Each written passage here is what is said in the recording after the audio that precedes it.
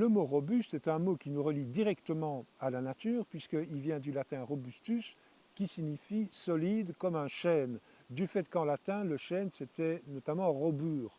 Robur a donné le mot chêne-rouvre par exemple. Et donc les Romains, mais ça fait très longtemps que l'humanité est impressionnée par la force du chêne. Moi j'ai grandi à Liège en Belgique et il y a une cathédrale dans la ville de Liège qui s'appelle la cathédrale Saint-Denis. Et dans la charpente se trouve du bois, du chêne, dont la croissance a commencé en 644. C'est pour dire le nombre de siècles pendant lesquels cette charpente a soutenu et continue de soutenir par sa force et par sa robustesse cette cathédrale. Évidemment, il y a aussi la force psychologique. Dans de très nombreuses traditions en Belgique, en France, en Allemagne, au Luxembourg, on retrouve l'idée de l'arbre à clous. L'arbre à clous, c'est un arbre dans lequel les gens allaient planter un clou avec l'idée que ça allait transférer leur maladie à l'arbre. Donc je me débarrasse de ma maladie, je la mets dans un clou et je cloue ça dans l'arbre pour que ça s'en aille de moi. Donc ça, c'est l'utilisation un peu de la force psychomagique, on peut dire, du chêne. Puis évidemment, une autre force, une troisième force, c'est la force philosophique.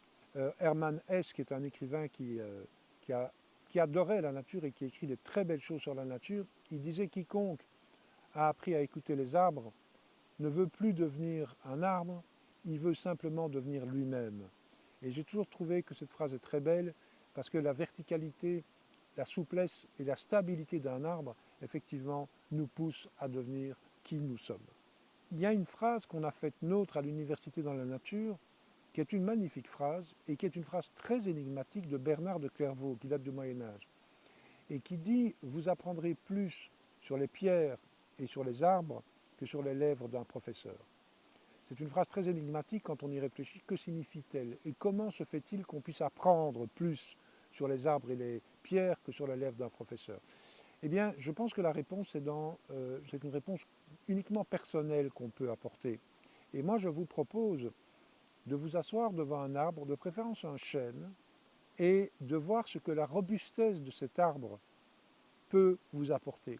Qu'est-ce qu'elle a à vous dire? Peut-être qu'elle a quelque chose à dire de différent à chacun.